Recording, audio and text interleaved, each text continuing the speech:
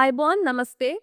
सभी दर्शकों को स्वागत करते हैं हम स्टेट क्राफ्ट अंडर फायर का तीसरे एपिसोड में। आज हम कुछ ऐतिहासिक करने जा रहे हैं इस चैनल पे।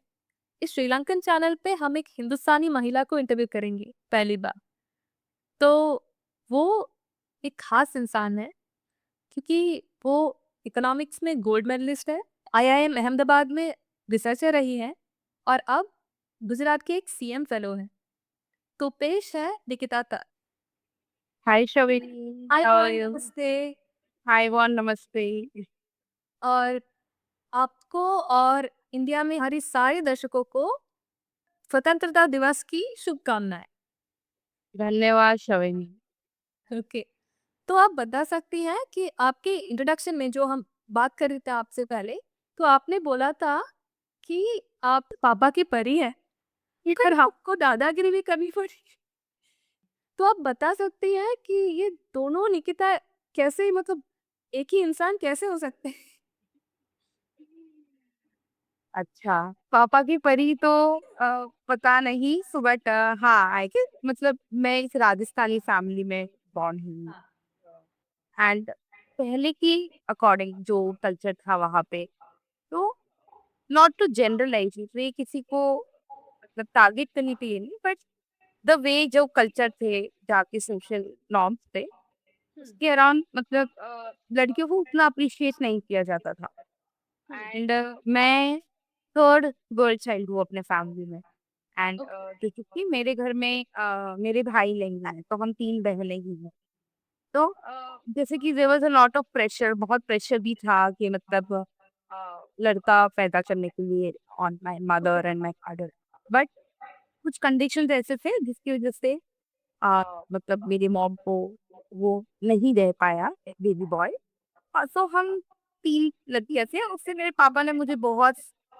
मतलब परी के जैसे आई वुडंट से बट बहुत एक इंडिपेंडेंट बनाने की हमेशा से कोशिश करी और जो भी मैंने उनसे मांगा जो भी मैंने उनसे डिमांड किया अ, जो शायद एक नॉर्मल सिनारियो में किसी लड़की को नहीं मिलता उनकी कंडीशंस उनके कॉन्टेक्स्ट में जितना भी वो मेरे लिए कर सके उन्होंने मुझे किया जब मैं पहली बार बाहर निकली थी तो मेरे आसपास की जो हमारे रिलेटिव है जो नॉर्मल सोशल नॉर्म्स को फॉलो करते हैं तो उन्होंने बहुत किया था अरे लड़की को बाहर भेज रहे हो आप दूर भेज रहे हो कुछ भी गलत हो सकता है बट उन्होंने मुझ में विश्वास रखा उन्होंने मुझ में भरोसा रखा तो इसलिए मैं जो भी कर पाई वो उन्हीं की वजह से उनके सपोर्ट की वजह से कर पाई। हम्म, ओके।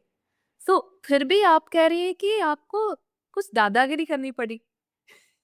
हाँ मतलब आप सोचिए कि आप 20 साल एक फैमिली के साथ रह रहे हैं और मुंबई जैसी सिटी में रह रहे हैं फिर वहाँ पे सब कुछ ही बहुत अलग है इंडिया में सेफ्टी वाइज देख लीजिए जिससे आप इंडिपेंडेंटली हर एक चीज को मैनेज कर सकते हैं कुछ चीजें होती है बट जब फिर आप वहाँ से एक थोड़े बड़े सिटी से एक टीयर 2 सिटी में माइग्रेट करते हैं तो सिनारियो बहुत अलग हो जाता है कि वहाँ पे आपको कल्चरली भी मैं थोड़ी अलग थी बिकॉज गुजरात और महाराष्ट्र का भी कल्चर अपने आप में थोड़ा सा डिफरेंट है इंडिया में हर एक पार्ट्स ही अपना अलग कल्चर है तो जब मैं बड़ौदा में आई बड़ौदा एक प्लेस है गुजरात में डिस्ट्रिक्ट है जहाँ पे मैं अपनी पढ़ाई के लिए आई थी तो जब वहाँ आई तो अ, थोड़ा सा लाइफ स्टाइल बहुत डिफरेंट था फिर क्योंकि मैं बहुत सपोर्टेड फील करती थी घर पे तो हर एक चीज बहुत इजीली अवेलेबल था बट नाउ आपको खुद अपना ग्रोसरी मैनेज करना है खुद आपका खाना बनाना है खुद आपको पढ़ाई भी करना है आपके ऊपर वो बर्डन भी है कि आपकी फैमिली ने आप पे ट्रस्ट किया है और आपको एक अलग सिटी में भेजना है तो कुछ गलत ना हो और उन सबको डील करने के लिए मुझे अपने कंफर्ट से बाहर निकलना पड़ा गुजरात बड़ौदा एंड अहमदाबाद तो ओवरऑल मेरे साथ बहुत अच्छे दिन ही मैंने देखे बट जब मैं दिल्ली गई मैं अपने न्यू जॉब में थी और उसमें मुझे पहली बार ट्रैवल करना था तो मैं लुधियाना गई थी दिल्ली से पंजाब। तो हाँ पंजाब लुधियाना तो लोहड़ी के समय की बात है तो मैं लोहड़ी के एक दिन वहाँ लुधियाना से मैं फिर से रिटर्न आ रही थी दिल्ली लुधियाना से। रात मतलब वंदे भारत की ट्रेन था मेरा। मेरी ट्रेन 2 घंटा डिले चल रही थी। और मुझे थोड़ा सा पता नहीं क्यों उस दिन बहुत एंजाइटी भी हो रहा था। अब ना बोलते हैं ना आपको कुछ इंस्टिंक्ट रहता है, उस दिन मेरा इंस्टिंक्ट सही नहीं आ रहा था मुझे। तो मैं जब ट्रेन से उतर रही थी तो मेरा बैग टल गया ट्रेन के दरवाजे पे। तो मैं उसको निकालने के लिए जैसे ही मुड़ी तो मेरा पैर फिसल गया और मैं ट्रेन से नीचे गिर गई। तो जब ट्रेन के नीचे गिरी तो वो 30-40 सेकेंड्स जब तक कोई हेल्प के लिए नहीं आया, आई फेल्ट कि probably I am gonna die. Luckily वो लास्ट स्टेशन था तो आई न्यू कि इमीडिएटली ट्रेन मूव नहीं होगा, but I also did know, मुझे ये भी नहीं पता था कि वो कितनी देर में मूव होगा। Will it be like 1 minute में होगा, 2 मिनट में होगा, 4 मिनट में होगा। फिर लोग आए, उन्होंने मुझे बाहर निकाला। तो वो 2 बजे की रात में मुझे ना तो एक सर्टिफाइड ड्राइवर मिला है, एक लोकल ड्राइवर मिला है जो मुझे न्यू दिल्ली से वसंत कुंज छोड़ने वाला है, which will take me 1 hour. मेरा फोन का बैटरी डेड होने वाला है। ये मतलब ऐसे कंडीशंस होते हैं। इसलिए ऐसे कि आपको अपनी पर्सनालिटी को बहुत स्ट्रांग बना के रखना होता है कि अगर कोई भी इंसिडेंस आपको हो, आप इस सिचुएशन में हो, तो आपको उस डील करने के लिए आना चाहिए। और आई थिंक ये सारे इंसिडेंट्स ने मुझे किसी भी तरीके की सिचुएशंस के साथ डील करने के लिए थोड़ा सा तैयार किया है। तो ऐसे बहुत सारे इंसिडेंसेस रहे हैं मेरे अपने लाइफ में जिन्होंने मुझे इस तरीके से बनाया है। करियर की बात करते हैं, तो इकोनॉमिक्स की गोल्ड मेडलिस्ट थी आप। तो ये एग्रीकल्चर का कीड़ा कहाँ से आ गया दिमाग में आपका? बचपन के सपने कहते हैं ना। तो जब मैं ऐसे वाइल आई वाज ग्रोइंग, जब मैं बड़ी हो रही थी तो मुझे हमेशा से ऐसा था, मैं अपने आप को एक मतलब हर एक इंसान अपने आप को एक वे में विजुलाइज करता है ना। कोई डॉक्टर में विजुलाइज करता है, कोई साइंटिस्ट बनने में विजुलाइज करता है। मैं अपने आप को एनजीओ दीदी के रूप में विजुलाइज करती। हाँ, कि मतलब आपने एक अच्छा सा सूट पहना है, एक बैग है, बिंदी लगाया है, अ, और आप गांव में जा रहे हैं और गांव में जाते वक्त आपसे लोग बातें कर रहे हैं, आप अपने कुछ एक्सपीरियंस से उनको हेल्प कर पा रहे हैं, मदद कर पा रहे हैं। तो एक वो इमेज हमेशा मेरे साथ स्टिक रही। तो जब मैं और क्योंकि मैंने कहा कि मेरी फैमिली में मोस्टली सब बिजनेस बैकग्राउंड से, कोई भी सर्विस बैकग्राउंड से हैं। तो मुझे उतना ये भी नहीं पता था कि मैं कहाँ कैसे पहुंची, मतलब मुझे क्या पढ़ना है, क्या करना है। बट जो भी मुझे मेरा समझ आया कि अच्छा ठीक है, आर्ट्स है, आर्ट्स ले सकते हो आप, सोशोलॉजी पढ़ सकते हो, थोड़ा उससे आप समझ सकते हो। एंड देन उस पढ़ते पढ़ते फिर आई लैंडेड टू, मतलब मैं आई एम अहमदाबाद में Indian institute of management Ahmedabad. मैं वहाँ पे एज एन अकेडमिक एसोसिएट आई। तो आई फाउंड माई वे, बोलते हैं ना डेस्टिनी आपको दे ही जाती है वहाँ पे। तो वहाँ पे एक सेंटर था, centre for management in agriculture. और मुझे रिसर्च करना था, मुझे लोगों से कनेक्ट करना था। मैंने उस सेंटर के लिए 2 साल अकेडमिक एसोसिएट रहने के बाद मैंने उस सेंटर में अप्लाई किया as a research associate, and luckily I got through. तो वहाँ से मेरी journey as a researcher agriculture. तो मुझे हमेशा से रूरल इंडिया के लिए कुछ ना कुछ काम करना था। And the core of rural India is agriculture. There are many ways, बहुत सारे तरीके हैं, बट एग्रीकल्चर जो है का घर परिवार, उनका लाइफ सब कुछ डिसाइड करता है। तो इसलिए मैंने उस कोर को पकड़ना चाहा और उस तरीके से मैंने एग्रीकल्चर में काम करना शुरू किया शबीन। अच्छा, वैसे एक बात बोलनी थी कि यहाँ पर आप बहुत मतलब गर्व से बोल रही है कि आपको एनजीओ दीदी बनना था, पर यहाँ पर ना एनजीओ एक गाली होती है, गद्दार सामान होते हैं, अब मतलब इन नॉर्मल पार्लर्स। मतलब वही है ना कि जिनको जरूरत है वो इसकी वैल्यू समझते हैं। सही बात। तो लोग उस जॉब को शायद ना वैल्यू करें। तो मैं ये नहीं कहूंगी कि वो लोग गलत है, बट बस उनके सिनारियोज अलग है, उनकी सिचुएशन, उनकी परिस्थिति अलग है। मैं जिस कॉज के लिए काम करना चाहती थी उसके लिए मुझे वो एक रूट लगा टू एटलीस्ट बिगिन विथ। कि मुझे लगा कि नहीं, मैं लोगों को इस तरीके से हेल्प करना चाहती हूँ। तो वो मेरा पर्सनली, आप कोई इसे गाली समझे, कोई इसे अच्छा माने, ऐसे तो हम डॉक्टर्स को भी गाली देते हैं। तो किसी के लिए सेम डॉक्टर भगवान है, बट अगर वो किसी की जान नहीं बचा पाया है, तो सेम डॉक्टर किसी के लिए बुरा है। तो ये सिर्फ बहुत कुछ कॉन्टेक्स्ट में देखा जाता है कि किसके लिए एनजीओ गाली हो सकता है, किसी के लिए एनजीओ जो उनको सपोर्ट करते हैं, उनकी लाइफ को चेंज करने में सपोर्ट किया है, वो शायद उनके लिए भगवान तो नहीं, बट एक मतलब कहते हैं ना कि एक सपोर्ट हैंड है उनसे। तो that is how I look at it, मतलब हाँ। मेरा नजरिया ये। और आप बिल्कुल सही कह रही है, क्योंकि जो हमारे हमने कहा था कि गाली होती है, ये इसलिए गाली होती है कि क्योंकि ये पॉलिटिकल हो चुका है। ये जो शब्द है, ये जी। पॉलिटिकल हो चुका है। हम खुद एक एनजीओ चलाते हैं और वो गैप्स जो एनजीओस भरते हैं, आई डोंट थिंक कि किसी गवर्नमेंट कर सकते हैं आखिर। गवर्नमेंट कर सकते हैं, पर गवर्नमेंट सब कुछ नहीं कर सकते। सब कुछ नहीं कर सकते। हाँ, वही पॉइंट एंड मिला। जैसे कि मैं ना एक अपने आप में एक थियोरी को बिलीव करती हूँ, ये मेरी खुद की अपनी बनाई हुई है, क्योंकि बहुत कुछ ऐसे सो वो नहीं है। सो मैं अपने उंगलियों को देखती हूँ, मैं अपने हाथ को देखती हूँ, ठीक है। मेरे हाथ में सारे फिंगर्स अलग है, सबका रोल अलग है। कुछ चीजें जो मैं इस पोजीशन से कर सकती हूँ, वो मैं कुछ इस पर कर सकती हूँ, कुछ नहीं कर सकती। बट जब मैं इसको एक यूनिटी की तरह देखूंगी, तो मैं किसी को पंच भी मार सकती हूँ, है ना। तो I look at all these like government, non government actors, policy think tanks, media, politicians, all of them are different people. They have all different roles. सबका अपना एक अलग काम है। और बट जब हम सब एक यूनाइटेड होकर अगर एक ब्रॉडर ऑब्जेक्टिव के लिए काम करते हैं, तो वी डिलीवर बेटर। एंड रही बात पॉलिटिक्स की, कि मतलब अब आजकल बहुत पॉलिटिसाइज हो गया है एनजीओ में भी। तो ना अ, मुझे लगता है कि अगेन, मतलब I look at everything very context में। मैं सब कुछ बहुत कॉन्टेक्स्ट स्पेसिफिक देखना चाहती हूँ। अगर मेरे इंटेंशंस क्लियर है, मेरा विजन क्लियर है, और मेरे रास्ते जो मैं बनाऊं कि मुझे उसमें क्या लाना है, कैसे लाना है, तो मैं अपने उस एनजीओ को करप्ट होने से बचाऊं। बट जब मेरे इंटेंशंस क्लियर नहीं है, आई एम जस्ट स्टार्टिंग कि मैं कुछ फंडिंग ला सकूं, उसको डाइवर्ट कर सकूं इन डिफरेंट फॉर्म्स, तो हमारे इंटेंशन क्लियर नहीं, तो पॉलिटिसाइज होगा ही, है ना। अगर मैं एज अ इंडिविजुअल करप्ट होना चाहती हूँ या ना होना चाहती हूँ, वो मेरे ऊपर है। तो I think it is all who is a unit.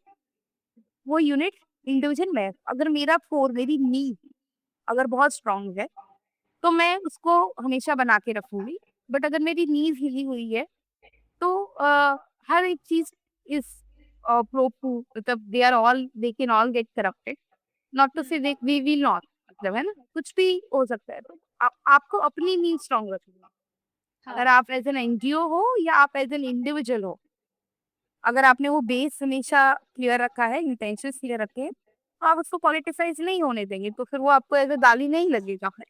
हाँ, आपको पता है कि भगवान बुद्ध ने भी यही कहा था कि चेतनायाम विक्रय खम्मं वदामि। मतलब जो आपका इंटेंशन है, आपका नियत जो है, वो आपका कर्म, मतलब आपका एक्शन तय करता है। तो आपने बहुत अच्छी बात कही है उस हिसाब से। प्रोवर्ब है, मतलब एक कहावत ही, सुविचार है कि नियत ही आपकी नियति डिसाइड करती है। हिंदूज में कहते हैं कि नियत ही आपकी नियति डिसाइड करती है। तो मतलब हर एक लिटरेचर में, हर एक फॉर्म्स ऑफ रिलीजन में या आइडियोलॉजी में या फिलोसफी में इसको किसी न किसी वे से रिएटरेट किया गया है। जैसे आपने बुद्धिज्म को कोट किया, सिमिलर हम हिंदुइज्म में भी देखिए, तो हम कहते हैं कि आपकी नियत ही आपकी नियत ही डिसाइड करती है। अगर मेरी नियत बुरी है, तो मैं उसको पॉलिटाइज करूंगी, तो आज नहीं तो कल मुझे उसका कॉन्सिक्वेंसेस भोगना है। फिर से आपकी प्रोफेशनल जर्नी की बात करें, राइट? तो एग्रीकल्चर में जब आप पहली बार आई, तो शायद 10 साल पहले, 8 साल पहले, 8 साल पहले। क्योंकि हाँ 10 साल पहले मैंने अकेडमिक एसोसिएट से शुरू किया था। हाँ, बट 8 साल से मैं इस स्पेस। तो तब आप बिल्कुल फ्रेशर थी ना? तो तब से लेकर आज तक आप क्या देखती आई हैं कि इस फील्ड में, इंडिया में क्या विकास हुए हैं और what else can be done? जैसे कि अगर मैं देखूँ स्पेशली ना क्राइसिस सिचुएशन को बहुत बदल देता है। ओके। जब क्राइसिस आते हैं तो जैसे कि अ, पहले इंफॉर्मेशन शायद उतना नहीं पहुंच जाता लोगों तक क्योंकि मोबाइल इतना ज्यादा मूव भी नहीं हो रहा था। बट जैसे कि जब कोविड आया इंडिया में, तो जैसे हमने कभी सोचा ही नहीं था कि हमारे फार्मर्स या रूरल के backward to the backward the most vulnerable will also be able to use UPI, digital payment कर पाएंगे। तो बट क्योंकि हमारे पास क्राइसिस आया, डिमोनेटाइजेशन आया, कोविड आया, which some or the other forced us to use these smartphone कि जिसके थ्रू हम पेमेंट कर सके, हम टेक्नोलॉजी सीख सके। तो वो सब ना बहुत इंटरट्वाइन हो गया कि मतलब क्राइसिस भी आया तो क्योंकि अब लोगों ने फोन यूज करना भी हो गया, तो the way information is now flow on the ground.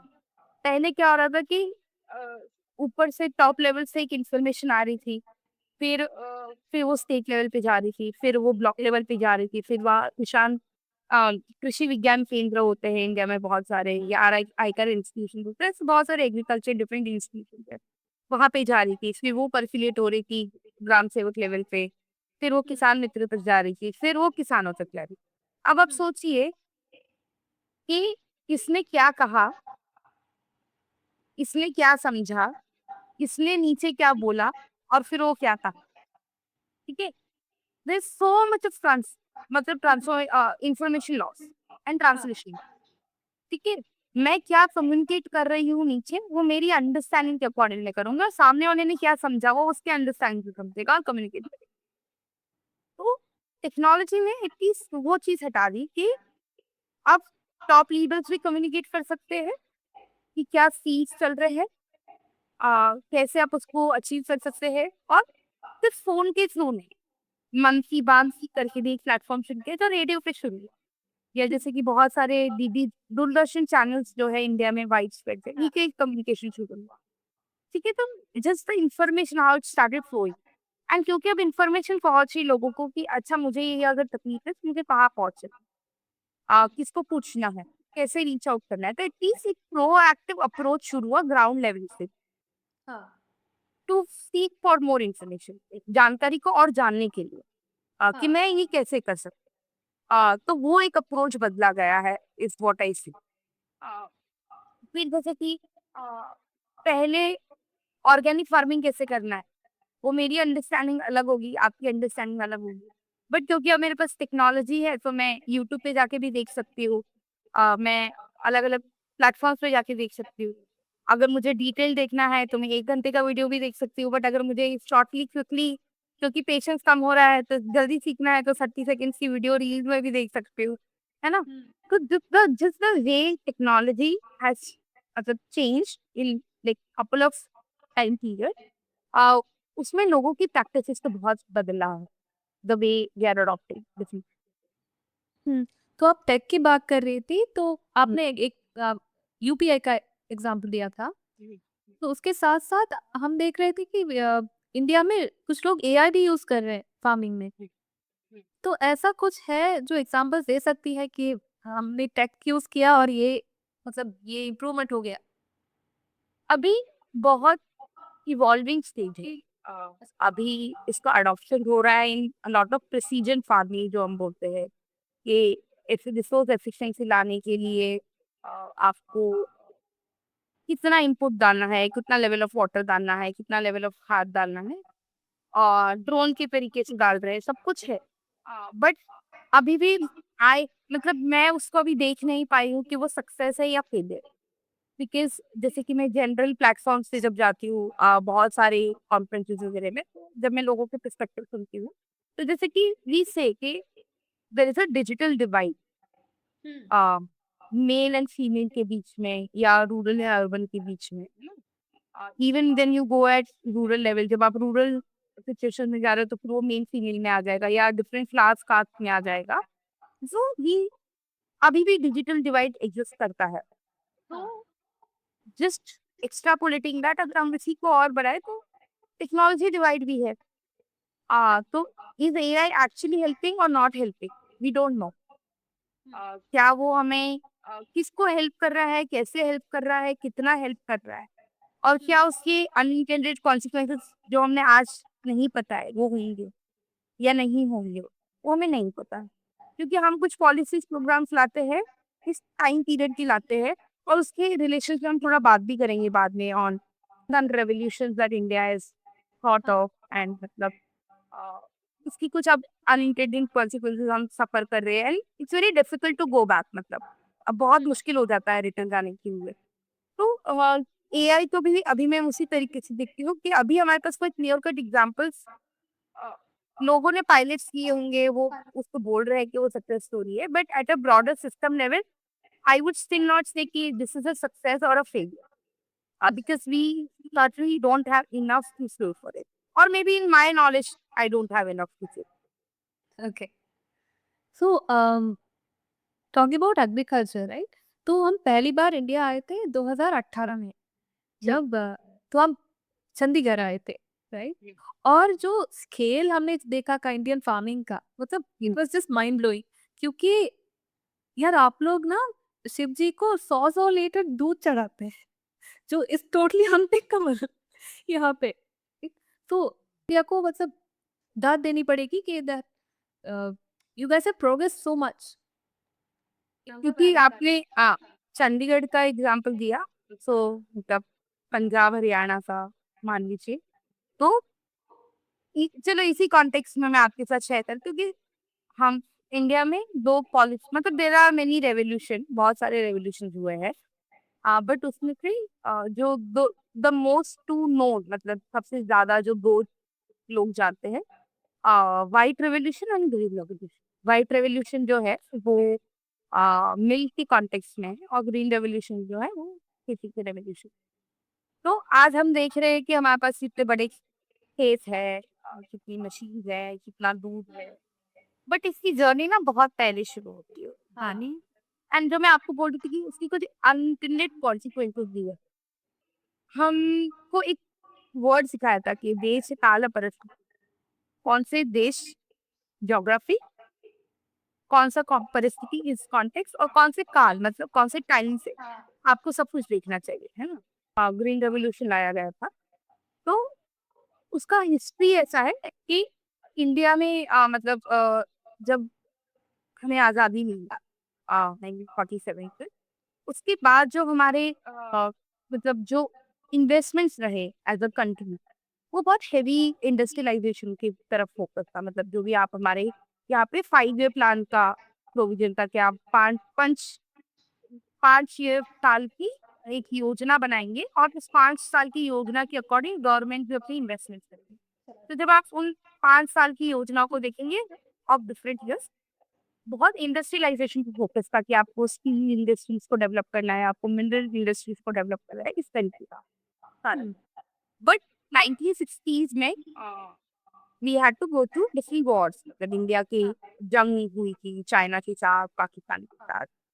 अम, तो रिसोर्सेज भी डिप्लीट हुए, और उसका मतलब जो हम पता है हर एक वे में चलता है, चाहे वो फूड पे हो, प्राइसेस पे हो, हाँ, जो तो कि बाकी के आपके सारे इन्वेस्टमेंट्स भी डिफेंस में जाते हैं, जो डिफेंस सेक्टर के लिए थोड़ा सा पैसा भी कम रहता है इन्वेस्टमेंट के लिए। एंड वो इंसिडेंटली, अनफॉर्चुनेटली, उस टाइम पे इंडिया ने एक फेमाइन भी बहुत बड़े लेवल पे एक्सपीरियंस किया।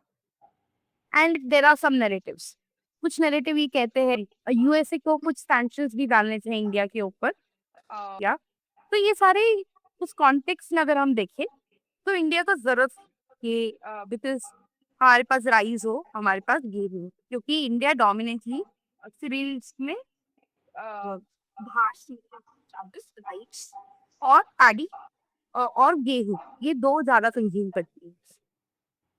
तब जाके रेवोल्यूशन लाया गया था, इंडस्ट्रियल सॉरी ग्रीन रेवोल्यूशन, जहाँ पे हाई यील्डिंग वेराइटी जो आपको ज्यादा उत्पादन दे गेहूं या चावल का, उस तरीके के बीज लाए गए थे, और वो सर्कुलेट किए गए थे एट अ मास स्केल कि आप इसको ग्रो कीजिए। अब क्या है कि अगर आप मास स्केल पे ग्रो करवाएंगे उत्पादन कराएंगे तो आपको उसको कटाई करने के लिए मशीन्स भी चाहिए होगी। आपको उसको सपोर्ट करने के लिए आपको खाद भी चाहिए होगी, पानी भी चाहिए होगा, तो आपको सारी फैसिलिटीज डेवलप करनी पड़ेगी। तो उस टाइम से उस कॉन्टेक्स्ट से वो जरूरत जरूरत जिसकी वजह से ग्रीन रेवोल्यूशन लाया गया ऑन दीज मल्टीपल सीज, और उन उसमें हमने आउटकम भी अचीव किया। जो हमारा आउटकम था कि हमें सेल्फ सफिशिएंसी एस्टैब्लिश करनी है, इंडिया ने वो कर भी ली। बट उसके बाद क्या हुआ? उसके बाद ये हुआ कि जो एक इंटीग्रेटेड फार्मिंग सिस्टम था कि जहाँ पे हम एनिमल्स को भी यूज कर रहे थे, जो हम टिल्टिंग बोलते हैं, खेत जोतने के लिए। तो उसके लिए हम एनिमल को यूज करते थे, फिर उनका जो डंग होता था उसको हम एज अ खाद यूज कर रहे थे। तो इस तरीके की बहुत डिपेंडेंट सिस्टम था। बट क्योंकि हमारी रिक्वायरमेंट कुछ और थी, हमने एक पॉलिसी प्रोग्राम लाया जो उस टाइम के उस कॉन्टेक्स्ट में जरूरत था।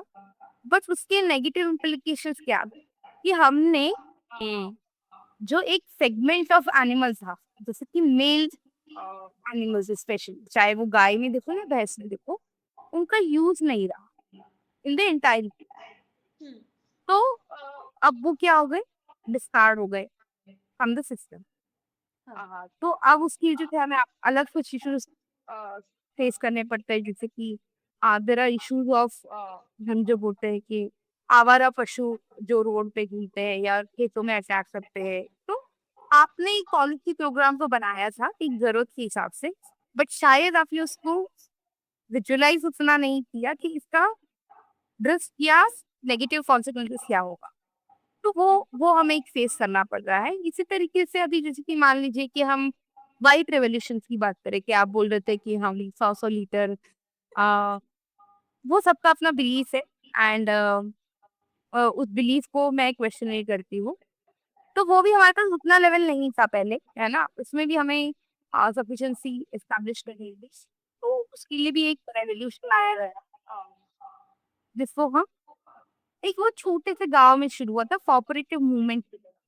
एग्जैक्ट टाइम नहीं जाता, 70s, जो गुजरात में ही शुरू हुआ था। एक गांव में एक कंपनी एस्टैब्लिश हुई अमूल करके, और वो गांव में जाके विमेन को मतलब एक साथ लाते, जैसे एसएचजीज हो गए, सेल्फ हेल्प ग्रुप्स हो गए या कोऑपरेटिव, ये सब अलग अलग मॉडल्स है। तो वुमेन साथ में एक गाँव थी, उन्होंने दूध निकाल के एक कंपनी को सेल करना शुरू किया। तो जब इसकी सक्सेस स्टोरीज जब बाहर आने लगी, तो इसको एक to scale it up, like pilot हुआ, उसको स्केल इट अप करने के लिए पूरा फुल फ्लेजेड एक मूवमेंट पाया गया। तो उसका अचीवमेंट ये हुआ कि हमें सेल्फ सफिशिएंसी तो मिली, बट हमने यूएसए को भी in terms of the production production उत्पादन की, उसमें हमने इंडिया को क्रॉस किया as a producer of milk. And not just that, सिर्फ वही नहीं, हमने ग्लोबल लेवल इंडस्ट्री की सेटअप की। Amul is now global brand at a very high level, right. आपको उसकी हर milk products, milk and milk products आपको इंटरनेशनल मार्केट लगने की जरूरत है। तो इसका भी इंटेंशन ये था, बट अगेन मतलब एज आई सेड कि शायद इसकी कुछ नेगेटिव कॉन्सिक्वेंसेस होंगे तो हमने नहीं सोचे, क्योंकि अब हम हाई मिल्क प्रोड्यूसिंग इंडिया बन रहे हैं। बट बहुत सारे, क्योंकि मिल्क प्रोडक्शन एक बहुत अच्छा इनकम भी देता है लोगों को। तो अब मुझे मिल्क प्रोडक्शन कैसे बढ़ाना है, उसके लिए हम अपने एनिमल्स को आर्टिफिशियली इंसेमिनेट कर रहे हैं, या फिर हम उसको उनका प्रोडक्शन बढ़ाने के लिए अलग अलग इंजेक्शन दे रहे हैं, तो जिसकी वजह से उनके हार्मोन्स चेंज हो रहे हैं, तो मिल्क ज्यादा दे रहे हैं। बट एनिमल्स की हेल्थ बिगड़ रही है, जिससे वो क्लाइमेट को उतना सस्टेन नहीं कर पा रहे हैं, उनमें भी अलग बीमारियां आ रही है। All of that is then translating to us, वो हमारे पास ही आ रही है किसी ना किसी तरीके से। तो the broader point even is कि हम कॉन्टेक्स्ट, टाइम और परिस्थिति देख के हम डिसीजन ले लेते हैं, बट क्या हम लॉन्ग टर्म विजनरी रह पा रहे हैं? क्या हम सोच पा रहे हैं कि इसकी नेगेटिव क्या हो सकते हैं? और हम वो एक एनालिसिस कर पा रहे हैं कि हमें बेनिफिट ये मिल रहा है, बट इसकी कॉस्ट क्या हो? कॉस्ट शायद शॉर्ट टर्म में ना मिले, लॉन्ग टर्म में मिले। तो आर वी रेडी फॉर दो? क्योंकि हम रिटर्न नहीं जा पाते। अब जैसे कि हम बहुत सारे कंट्रीज में, चाहे वो डेवलप्ड कंट्रीज हो, डेवलपिंग कंट्रीज हो, डीप डेवलप कंट्रीज हो, हर जगह पे अब हम ऑर्गेनिक फार्मिंग की बात कर रहे हैं, बहुत सालों से कर रहे हैं, अभी नहीं कर रहे, हाँ अर्ली 2000 से कर रहे हैं। पर क्या हम अचीव कर पा रहे हैं? नहीं कर पा रहे, अभी भी नहीं कर पा रहे, क्योंकि आपने सिस्टम में एक चीज इंट्रोड्यूस कर दी है जो लोगों को पॉजिटिवली इंसेंटिवाइज कर चुका था, बट अब उसको यूटर्न नहीं हो पा रहा है, क्योंकि वो आप लोगों की इनकम से जुड़ा है। तो नहीं आप पीछे फिर से मुड़ सकते, तो किस लेवल पे करना चाहिए, कैसे करना चाहिए, ये सारी अप्रोचेस बहुत इंपॉर्टेंट होते हैं। कई टॉपिक पे आपने रोक दिया, क्योंकि आपने जो पहली बार ये बात कही थी वो हमारे प्रोग्राम में ना, तो जब हमने वो बात सुनी कि केमिकल डिपेंडेंस, तो एक्चुअली हमें बहुत डर लग रहा।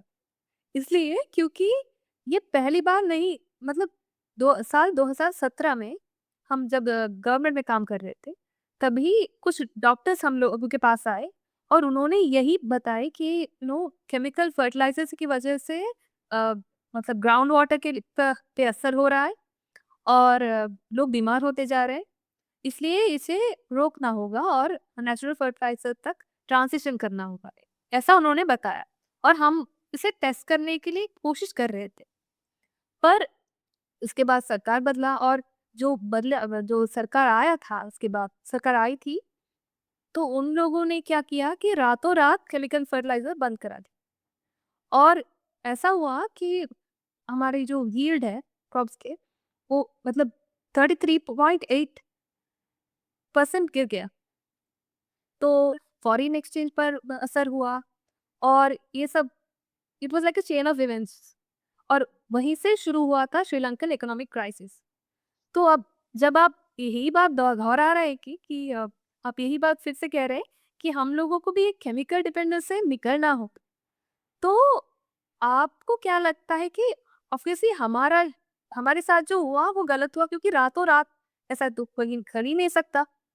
It was not plan, it was not faced. तो आप क्या स्टेप ले रहे हैं कि ऐसा ना हो गुजरात में?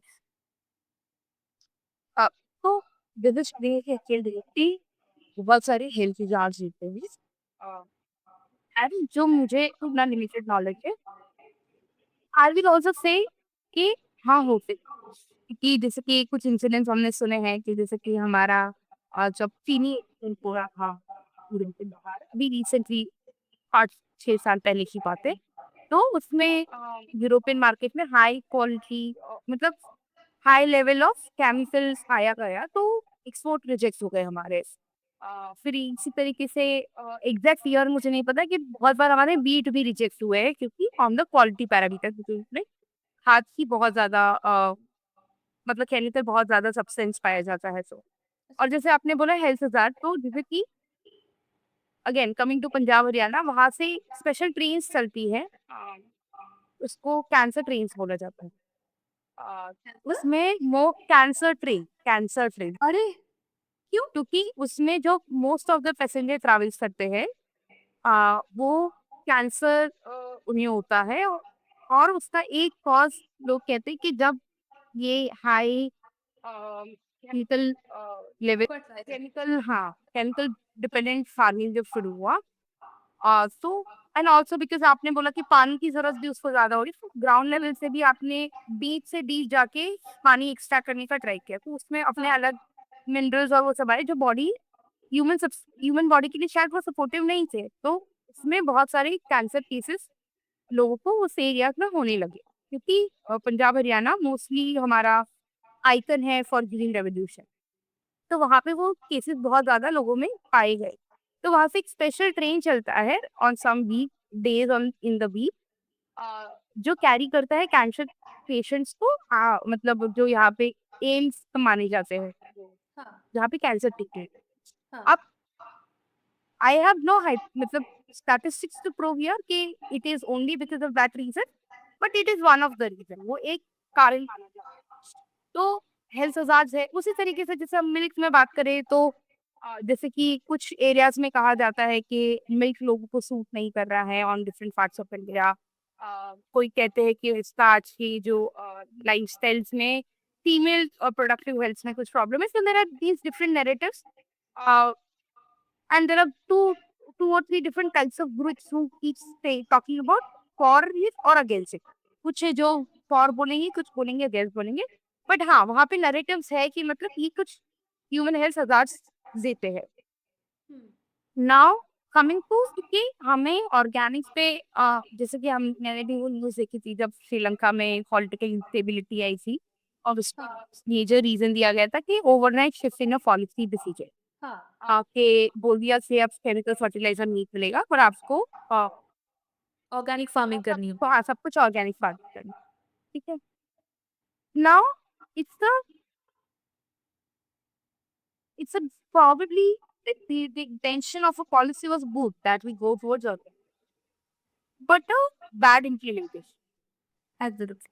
Did not think मतलब कि उसे हमें इम्प्लीमेंट कैसे करना है, क्योंकि जैसे मैंने कहा इंडिया में भी एफर्ट शुरू हुए 2000 तक कि जब हमने सेल्फ सफिशिएंसी अचीव कर ली 90s में, फिर हमने मतलब अगेन हमने उसकी कुछ कॉन्सिक्वेंसेस जैसे कि मैंने आपको कुछ इंसिडेंट्स बताया है, तो हमने भी एक फेज ही कर दिया और या पेज से जो हमारा इशू फार्मिंग अप्रोच करने के लिए शुरू किया। इसलिए आज भी हम उसको प्रमोट कर रहे हैं, बट अभी तक हमने 100% अचीव नहीं किया इंडिया में। बहुत कम स्टेट्स है जहाँ पे शायद कुछ डिस्ट्रिक्ट्स में शायद 100% अचीव किया, जैसे हम इनका एग्जाम्पल सीखते रहते हैं कि मतलब उन्होंने 100% ऑर्गेनिक फार्मिंग वहाँ पे हो रही है, बट अभी भी 25 साल हो गए हमें उस एफर्ट को करते करते, हमने 100% पूरे इंडिया में नहीं अचीव। उसके रीजन क्या है, जैसे मैंने आपको बताया कि वो लाइवलीहुड से कनेक्टेड है, वो इनकम से कनेक्टेड है। हमने जो डिसीजन ले लिए पास्ट में, अब मैं उससे पीछे एकदम से नहीं कर सकती, मुझे फेजेस चाहिए, मुझे पायलट्स चाहिए, मुझे फेजेस चाहिए। अगर मैं जैसे हमने आपको जो ऑपरेशन फ्लड के बारे में बताया, मिल्क के लिए जो रेवोल्यूशन आया, उसको भी 2 पार्ट में किया था, part operation 1 and operation 2 then, ठीक है। ऑर्गेनिक फार्मिंग में भी अगर हम एक स्टेट लेवल पे भी सोचे, तो वहां पे भी 100% स्टेट पे हम कुछ नहीं करते हैं, वहां पे भी हम ट्रायल पे करवाते हैं। और फिर भी अगर आप एक किसान के फार्म पे भी देखेंगे, मैं उसको as a policy maker push नहीं करूंगी कि आप अपने लैंड पे 100% ऑर्गेनिक फार्मिंग, हाँ, आप एक पैच पे करिए, आप, आप उस पैच पे करिए, फिर आप उसका बेनिफिट देखेंगे, तो आप स्लोली ग्रेजुअली करिए। दूसरा क्या है इसमें कि ऑर्गेनिक सर्टिफिकेशन होने के लिए आपके प्रोड्यूस में जो केमिकल्स ना आए और वो ऑर्गेनिक क्वालिफाई करे, बेर मिनिमम 3 ईयर लगते हैं, क्योंकि आपने कैंसिल इतने सालों तक डाला है जमीन में। चाहे आप अब इस साल नहीं डालेंगे तो भी आपके और आपने ऑर्गेनिक ही किया है, तो भी आप अगर अपने प्रोड्यूस को टेस्ट कराएंगे उसमें केमिकल आए, आप सेकेंड ईयर में भी टेस्ट कराएंगे कम आएगा बट फिर भी आएगा, थर्ड ईयर में जाते जाते शायद उसका प्रोपोर्शन कम होगा, अगेन डिपेंड्स अपॉन आपने कितने लेवल का केमिकल डाला है पहले, ठीक है। किसी किसी को फोर्थ ईयर में वो रिजल्ट अप्रूव होगा। एंड नॉट जस्ट दैट कि मेरे फार्म पे मैंने क्या किया, मेरे आसपास वाले फार्म वाले क्या प्रैक्टिस कर रहे हैं। अगर मान लीजिए कि मैं अपने पैच में ट्राई कर रही हूँ, बाजू वाला मेरा जो किसान है वो नहीं कर रहा है, तो वो तो डाल रहा है, वो जो पानी देगा किसान खेत अपने अपने खेत में, उसका पानी मेरे तक बह के आएगा, तो चाहे मैंने नहीं खाद भी डाली है तो भी मेरी प्रोड्यूस में तो खाद तक सब्सटेंस आएगा ही, केमिकल का सब्सटेंस आएगा ही, ठीक है। तो हम कोई भी पॉलिसी प्रोग्राम को 100% इम्प्लीमेंटेशन नहीं कर सकते एक साथ, it has to be a phase signal, it has to be well thought, और बहुत बार आपको छोटे छोटे पायलट स्तर के लोगों को प्रूव करना होगा कि ये आपकी इनकम को एक बार डिस्टेबलाइज करेंगे बट बाद में आपको स्टेबलाइज करेंगे। तो डिस्टेबलाइज करेंगे तो आप क्या उनको बेनिफिट दे सकते हैं, जैसे कि अगर आप ऑर्गेनिक प्रमोट करेंगे तो आपको प्रीमियम मिलेगा, गवर्नमेंट आपसे परचेस करेगा, गवर्नमेंट सपोर्ट क्या रहेगा, आपको मार्केट एक्सेस कैसे दिला पाएंगे, मतलब इट हैज टू बी को क्रिएटेड, मतलब दोनों होना चाहिए कि मैं एज अ पॉलिसी मेकर से आके डिसीजन ना डाल दूं कि आपको कल से ऑर्गेनिक फार्मिंग करना है without giving you an ecosystem enable नहीं किया मैंने और आपके ऊपर आके मैंने वो डिसीजन सौंप दिया, तो उस केसेस में पॉलिसीज फेल होते हैं मोस्ट ऑफ द टाइम। तो ये मतलब शायद इंडिया अभी आई वुड से कि इंडिया शायद बेटर कर रहा है in thinking about this how to achieve that, और फिर उसको अपनी कल्चर से कैसे जोड़ना है, आपको सोशल एंगल से कैसे जोड़ना है, आपको एनवायरनमेंट को कैसे जोड़ना है, आपकी लाइवलीहुड को कैसे सेफगार्ड करना है, आपकी हेल्थ के साथ कैसे जोड़ना है। सो ये सारे holistic thoughts and holistic ecosystem is needed for any policy to survive, be it agriculture policy और एनी अदर पॉलिसी। वो कोई भी पॉलिसी, जब तक आप इकोसिस्टम नहीं डेवलप करेंगे आप नहीं उसको सक्सेस बन। तो ये मेरा पर्सपेक्टिव है शबीन जी से। हाँ, तो आपने एक इकोसिस्टम की बात करी, तो इकोसिस्टम का जो स्टेक होल्डर्स है, मतलब कंपनीज़ है, वो तो लोगों का मानना है कि जो केमिकल फर्टिलाइज़र्स लाते हैं, इम्पोर्ट कराते हैं, जो यहाँ पर स्टेक होल्डर्स है, कंपनीज़ जो है, वो लोग कभी ऑर्गेनिक फार्मिंग को आगे बढ़ने नहीं देंगे। तो आपके क्या क्या सोचते हैं आपके इसके बारे में? कि वो प्रेशर आते हैं सरकार पे और अगर आते हैं तो how do deal with it? जैसे कि अगेन यहाँ पे भी अगर हम देखें तो ये किसी एक सेक्टर की प्रॉब्लम। जैसे कि अगर हम कोई भी पॉलिसी लाते हैं उसमें आ, कुछ लोग को फायदा होता है, कुछ लोगों को नुकसान होता है ना। There is always a loser and always the beneficiary.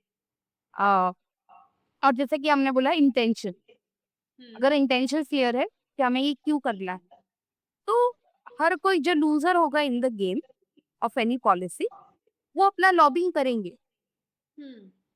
ठीक है, वो अपना लॉबिंग करेंगे क्योंकि वो उनका इनकम है। No chemical is there income, right. तो it is depreciating their income, उनकी इनकम को हिट होगा तो वो भी अपना नरेटिव बिल्डिंग करेंगे, वो भी अपना लॉबिंग करेंगे, whatever they can do.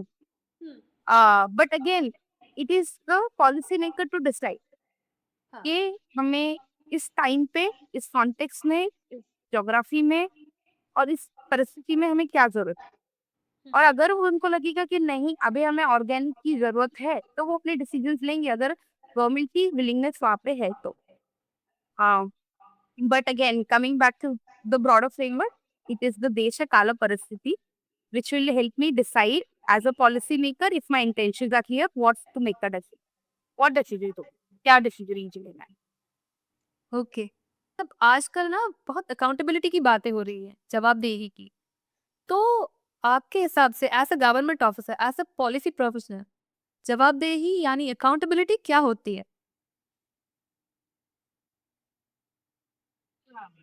बहुत डिफिकल्ट क्वेश्चन है, सही भी, बट अकाउंटेबिलिटी ना हर एक लेवल पे होती है। As a citizen, I have a different responsibility and accountability. As a policy maker, we will have different. As a NGO, हमारी कुछ अलग जवाबदेही है। तो अगेन मैं चिट्ठी में मानती हूँ और मैं एक इकोसिस्टम में मानती हूँ। तो अकाउंटेबिलिटी भी जो है मैं हर एक लेवल्स पे मानती हूँ कि अगर कोई भी पॉलिसी प्रोग्राम है, जैसे आपने श्रीलंका का केस है, राइट, कि वहाँ पे ओवरनाइट के डिसीजन लिया गया, तो अब इसमें अकाउंटेबिलिटी किसके पास लाई?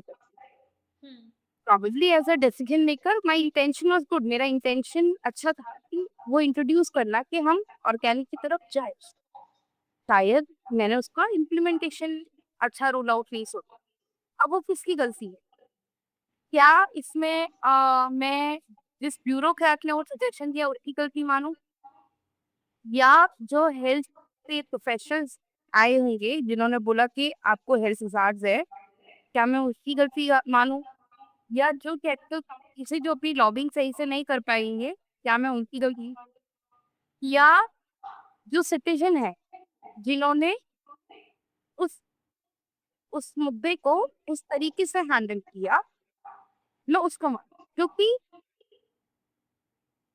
प्लेटफॉर्म्स होते हैं अपने पॉइंट्स रखने के लिए, एंड मैं ऑफकोर्स मैं उस कॉन्टेक्स्ट में नहीं थी तो मैं राइट रॉन्ग नहीं बोल सकती, शायद वो जरूरत था शायद वो जरूरत नहीं था, वो भी मैं नहीं बता सकती।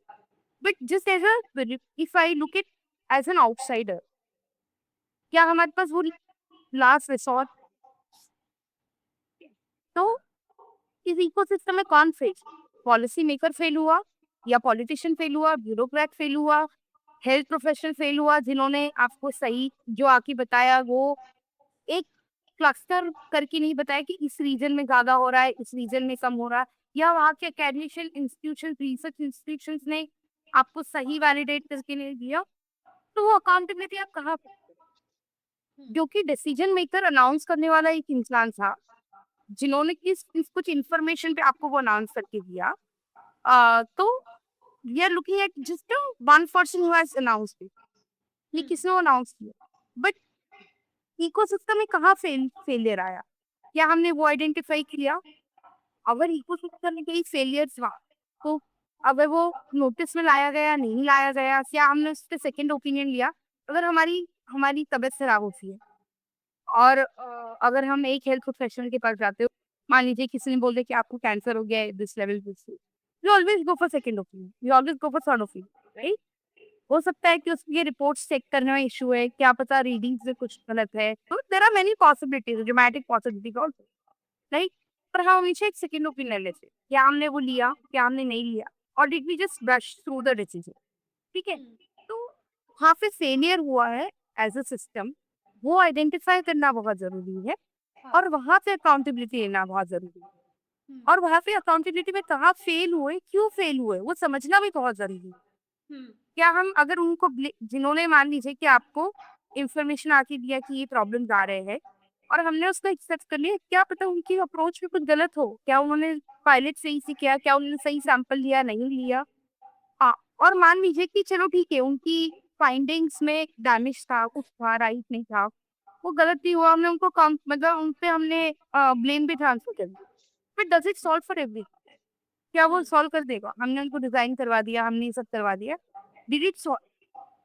ये ट्रेंड हम हर जगह देख रहे हैं अभी कि कुछ भी आए सब मांग रहे, रेजिग्नेशन दे दो, रेजिग्नेशन दे दो, रेजिग्नेशन दे दो, या इनको जेल कर दो। क्या जेल करने से जो हमारा फूल गिर गया, या जो हमारे प्रॉपर्टीज जल गए या डैमेज हो गए, क्या वो सॉल्व कर दे रहा है? नहीं करता। हमें as a policy maker and also as a citizen, and if you are an institute of any level, academic research or independent or industry, we all have to come together, we have to reflect deeply on, हमें बहुत deeply उस पर reflect करना है कि हम ऐसा system बनाए कि जहाँ पे फेलियर्स हमें हाईलाइट हो, अगर वो फेलियर्स आते हैं, अगर वो होते हैं, तो हम उससे कैसे नाविगेट करेंगे, कैसे सॉल्व करेंगे। There has to be a mechanism. People say don't have plan B, but I would say to have plan B. Plan B होना हमारे पास बहुत जरूरी है। हाँ, तो जब तक आप उस इकोसिस्टम में नहीं बैठेंगे, आपको नहीं पता रहेगा कि just by resignation it doesn't solve for it. अच्छा, तो एक बात हम क्लियर करना चाहते हैं, क्योंकि वरना दोनों देश के लोग शायद बुरा मान जाएंगे या गलत समझेंगे। तो श्रीलंका में जो हुआ था, वो क्या है कि वो जो not only did they just impose the overnight ban, पर उन लोगों ने जब लोग उनके पास आए और दिखाए कि ये नहीं हो सकता, ऐसा हो रहा है, ऐसा हो रहा है, तो वो फीडबैक उन्होंने बिल्कुल लिया ही नहीं। तो उस हिसाब से लोगों का गुस्सा बढ़ गया, और जो उसके बाद जो फॉरेन एक्सचेंज पर लोगों के हेल्थ पर वो सबके जो बुरा असर हुआ, उन लोगों ने माना ही नहीं, और तब जाके मतलब सब बढ़ने के बाद, मतलब 13 आवर्स पावर कट आने के बाद, तभी जाके हम लोगों ने सरकार बदलने की कोशिश तक की। मतलब वो स्थिति ऐसा था, ऐसी थी स्थिति कि Babdul is provincial कि I am trying to blame our citizens on the gay area. वो मेरा इंटेंशन नहीं है। यहाँ पे जिनके अभी आपने शेयर किया कि there was feedback sent to the government, right? एक गवर्नेंस अगर हम देखें, गवर्नेंस के अच्छे मैकेनिज्म क्या है? गवर्नेंस के अच्छे मैकेनिज्म है कि I have to be flexible, मुझे फ्लेक्सिबल रहना है। अगर मेरा सिस्टम से अगर हमारे पास फीडबैक आ रही है, वो फीडबैक मुझे सुन के उसको वैलिडेट करके उसके बेस पे क्या चेंजेस करने हैं, वो फ्लेक्सिबिलिटी गवर्नमेंट के पास होनी चाहिए। Exactly, to make the entire ecosystem. हाँ, राइट। अगर किसी ने अपने जेन्युइन पॉइंट्स रेज किए हैं ऑन सर्टेन पॉलिसी, भले उन्होंने 100 लोगों के साथ झुंड बना के नहीं बोला और शायद एक ही इंसान आके हमें बोल रहा है, बट इस is if we think it is a worth diving deeper into, अगर ये वर्क है कि हमें इस पर डीपली सोचना है, तो वो as a policy maker governance में एस्टैब्लिश होना चाहिए कि मुझे फ्लेक्सिबल रहना है।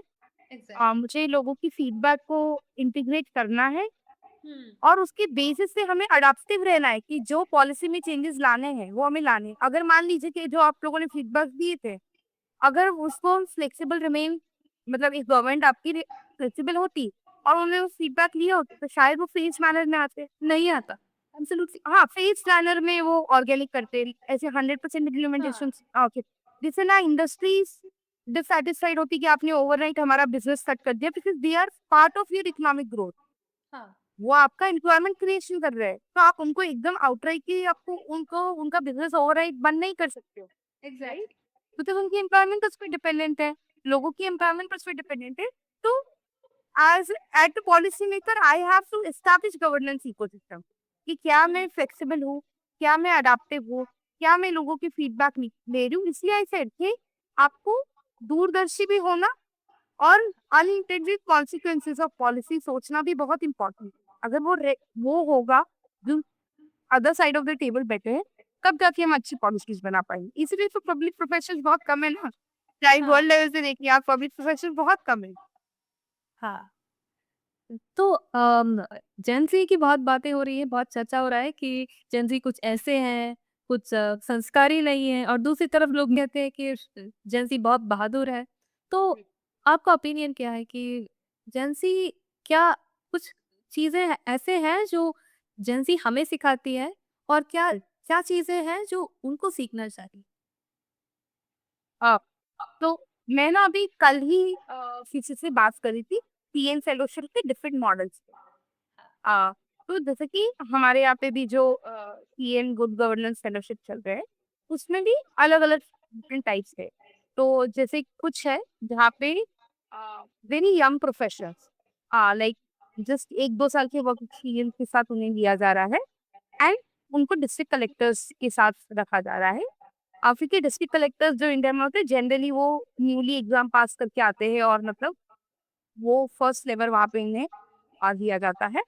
एंड जो फेलोशिप में मैं है, हम मतलब मिनिस्टर लेवल से काम करते हैं, एंड हमें सचिवालय जो हम बोलते हैं या मंत्रालय जो हम बोलते हैं, हम उसमें काम करते हैं, जो थोड़े से एक्सपीरियंस ब्यूरोक्रेट्स हैं उनके साथ। एंड इसीलिए जो हमारा सिलेक्शन है उसमें मतलब 3 to 5 years और 5 years अबाउट एक्सपीरियंस लोगों को लिया जाता है। ठीक है, तो अगर मैं इस दो डिफरेंट मॉडल्स में देखूं, तो जो फर्स्ट सेकेंड ईयर 1 और 2 एक्सपीरियंस वाले हैं वो थोड़े सभी रिसेंटली ग्रेजुएट्स होंगे, जो अभी आए, वो बहुत इनोवेटिव है, इनोवेटिव। और हम कहते हैं जुगाड़, वो हर एक चीज का जुगाड़ ढूंढ देते हैं। ठीक है, ये करना है हम ऐसे कर सकते हैं। बट आप मान लीजिए कि अगर उन्होंने कुछ सजेशन किया है अपने जुगाड़ से, उनके थॉट प्रोसेस को करके कुछ, आप उसका इम्प्लीकेशन सोचिए। अगर मान लीजिए कि एक डिस्ट्रिक्ट लेवल पे अगर मैंने कुछ ऐसा एक्सपेरिमेंट किया, और मान लीजिए अगर वो फिर भी फेल हुआ, तो एक डिस्ट्रिक्ट का एक ब्लॉक जो है वो एंटायर रीजन का बहुत स्मॉल एरिया है। तो the experiment is done only at that small area. तो अगर वहाँ पे कुछ फेलियर भी हो जाएगा, it is not going to affect the entire ecosystem, ठीक है, द एंटायर नेशन। हाँ, वो करेक्ट करने की चांसेस है।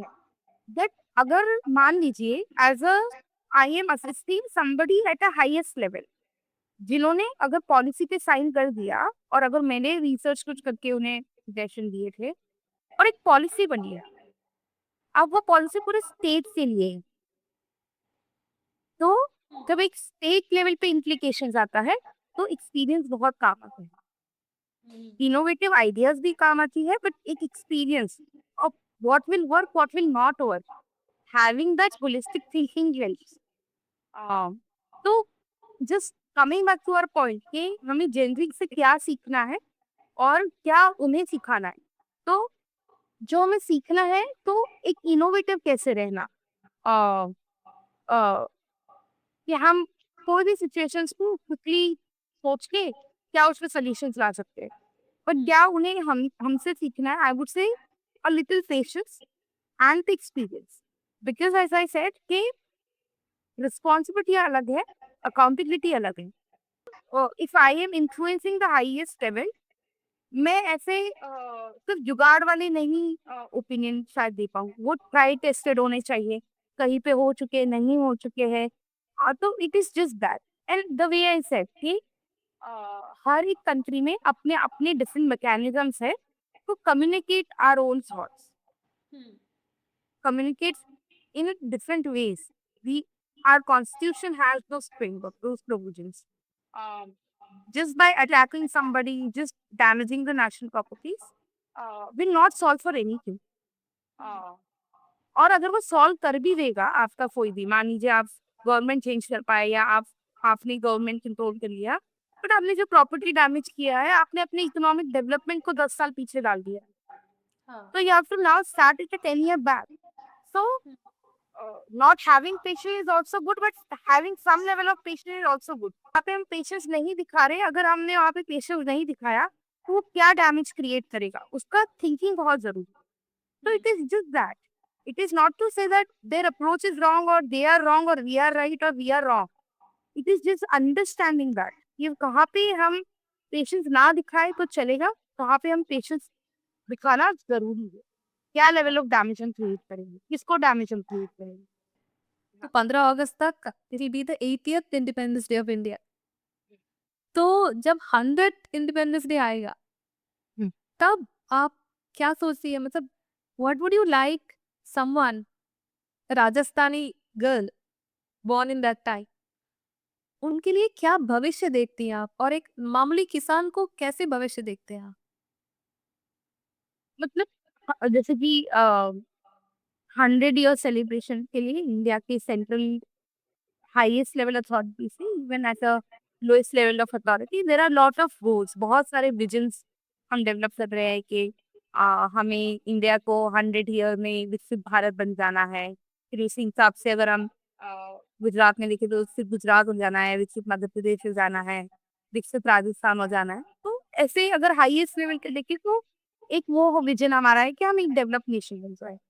बट एक सिटीजन से मैं अगर उसको देखूं, मुझे ऐसा देश चाहिए है जो मेरे लिए रहने के लिए सेफ है, जहाँ पे क्राइम अगेंस्ट वुमेन कम हो रहा है, मैं जो पानी पी रही हूँ वो अच्छा पानी पी रही, जो मैं खाना खा रही हूँ उसमें केमिकल ना हो या कम लेवल ऑफ केमिकल हो, जो मेरी हेल्थ को बहुत ज्यादा लेवल पे उसके नेगेटिव इफेक्ट्स ना हो, जो हम एयर ब्रीथ कर रहे हैं वो क्लीनलीनेस हो, वो क्लीन हो, जो हमारे एनिमल्स है वो सेफ हो, जो हमें फ्लड के इंसिडेंट्स बाहर सुनने आ रहे, हर बार आ रहे, हर साल आ रहे, जो एक्सट्रीम वेदर कंडीशन आ रहे, वो करेक्टिव वे हो, तो वो हम कैसे अचीव कर सकते हैं as an ecosystem is what we have to think. वो हमें सोचना है 100th ईयर के लिए. एंड आई थिंक बहुत सारे वेज में India is preparing for that के जैसे उन्होंने नेट जीरो हो जाना है हमें 2070 तक, उसके लिए वो policies and plans are in place. But just not net zero, but there are many social problems also India has. हमें वो भी सॉल्व करने हैं. हम अपने बच्चों को अच्छा एजुकेशन दे पाए, अच्छा भविष्य दे पाए, अच्छी जॉब दे पाए, अच्छा खाना दे पाए, अच्छी हवा दे पाए, और जो हमारे प्लानिट के दूसरे एलिमेंट्स है जैसे एनिमल्स हुए, प्लांट्स हुए, उनके साथ भी हम विदाउट कॉन्फ्लिक्ट रह पाए, वो एक एज अ प्लानिट हम डेवलप कर पाए, is what I think is what is needed in the 100th year and going forward. Absolutely. तो आप श्रीलंका कभी आई है?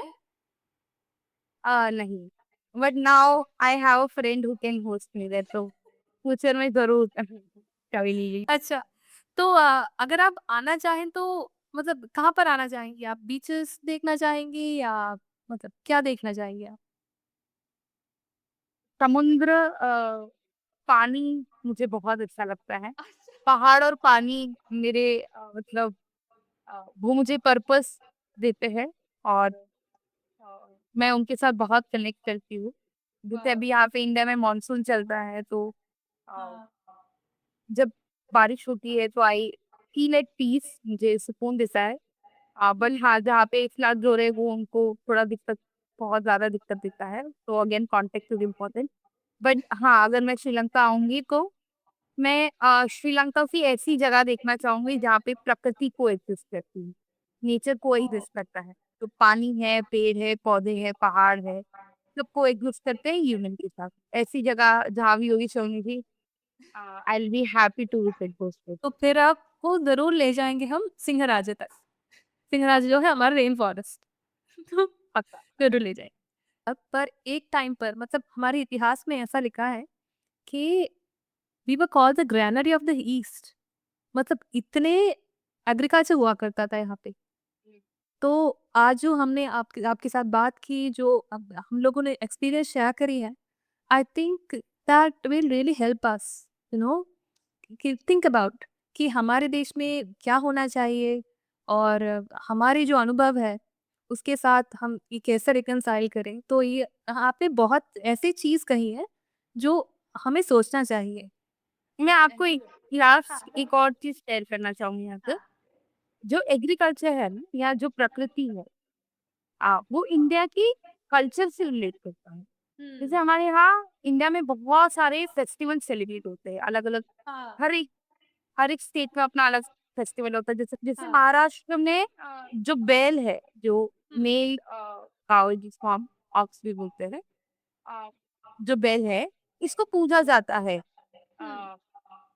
क्योंकि वो वहाँ पे पहाड़ी क्षेत्रों में, जहाँ पे अभी भी मशीनरीज नहीं पहुंचे हैं, उस पहाड़ी क्षेत्रों में, जो मैंने आपसे बोला था, टिल्टिंग करने के लिए, जो खेत को जोतने के लिए बिफोर सोइंग, तो उनकी पूजा की जाती है।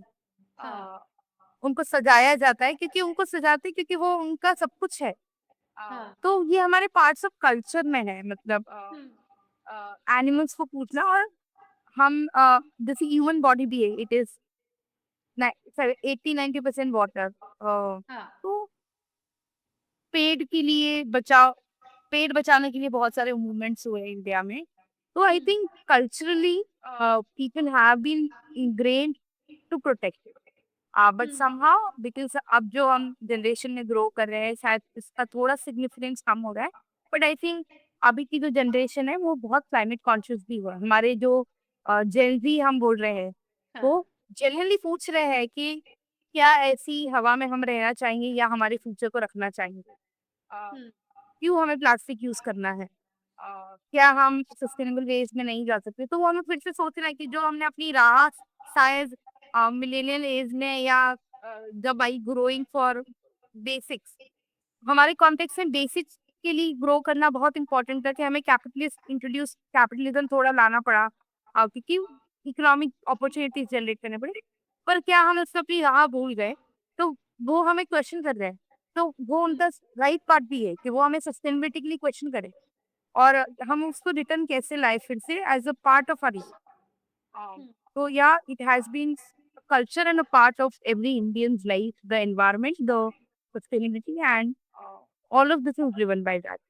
हुँ। और आप संस्कृति की जो बात कर रहे हैं, तो हमारे यहाँ भी बिल्कुल ऐसा है। मतलब मौसम के हिसाब से हमारे पास भी वही अनका होती है, फेस्टिवल्स होते हैं, जैसे कि आवृदु जो अप्रैल में आती है, तो भी हावस फेस्टिवल है। हाँ, वो जैसे यहाँ पे बैसाखी होती है पंजाब। हाँ, वैसाखी के दिन ही आवृदु हाँ, मनाया जाता है। yes. तो हमारे देश में ना, जैसे आपके और हमारे दोनों देश में ऐसे वो मतलब कनेक्शन है एग्रीकल्चर का, तभी हमने ये यही टॉपिक चुना था और आपको चुना था इसी एपिसोड के लिए। तो धन्यवाद। अंशुल, हम लोगों ने बहुत सारी बातें की हैं, मतलब आपकी स्टोरी से, जो बहुत अपने आप में बहुत इंस्पायरिंग है, लेकिन हम ज़्यादा इस बार हमने बहुत इंडिया के बारे में बात की, जो एग्रीकल्चर के बारे में बात की, और इंडिया की आगे की पीढ़ी के बात में बात की। तो अब हम जब प्रोग्राम ख़त्म कर रहे हैं, तो हम चाहेंगे कि आप हमें कुछ लोकगीत सुनाएँ और बदले में हम भी एक कुछ सुनाएँगे आपको श्रीलंका से। वैसे मैं बहुत अच्छी सिंगर हूँ मैं। हाँ, हाँ, मेरा आवाज तो देखा पता जाएगा। नहीं। तो हमारे यहाँ पे नदियों के लिए बहुत गाने होते हैं। जैसे हाँ। कि एक माँ रेवा करके एक गाना है, जो नदी है, जो मध्य प्रदेश के अमरकंटक से निकलती है। तो एक वो है। ऐसे बहुत सारे नदियों के लिए गाने भी डेडिकेट किए। फिर एक कुछ होते हैं जो एनवायरनमेंट के लिए हम डेडिकेट करते हैं, जैसे सीजन्स के लिए। तो रेनी सीजन के लिए है। तो रेनी सीजन का मैं आपको बताती हूँ। जैसे कि इंग्लिश में there is a poetry, right, which we say rain rain don't like अरे! Come again another day, because we want to play, right? So there is हाँ। this poetry rhyme. I can do better job at on this. Rain, rain, go away. come again another day, which is the kids wanted to play and they needed a dry environment to play. But Gujarat की एक लोक संगीत है जिसमें कहते हैं आओ रे वरसाद घेवरी ऊपर साग उल्नी उल्नी रोटनी ने कारेला मुंह शाक. दैट मीन्स कि बारिश आई है आपके लिए हमने घेवरिया मतलब जो मीठा होता है आ, आप उसको हलवे की तरह देख सकते हैं. हलवे जैसा एक आपके लिए प्रसाद में बनाया है. गरम गरम रोटी है आपके लिए और करेले की सब्जी है. करेली क्योंकि वो ग्रीन वेजिटेबल है जो उस टाइम पे ग्रो होता है. तो दैट इज हाउ आवर लोक संगीत हैज इवॉल्व. मतलब हमारा कल्चर इवॉल्व हुआ है कि हम बारिश को इनवाइट कर रहे हैं again somebody saying rain rain go away come again again another day. But हाँ I don't know how I have done. मेरा आवाज नहीं बहुत अच्छी बहुत अच्छा सुना आपने. तो हमारी तरफ से आपको सुनाएंगे एक एक्चुअली वो आप लोग हिंदी में ना शायरी बोली जाती है पर हमारे दो तरह की शायरी होती है. एक जो बोली जाती है एक जो गाई जाती है.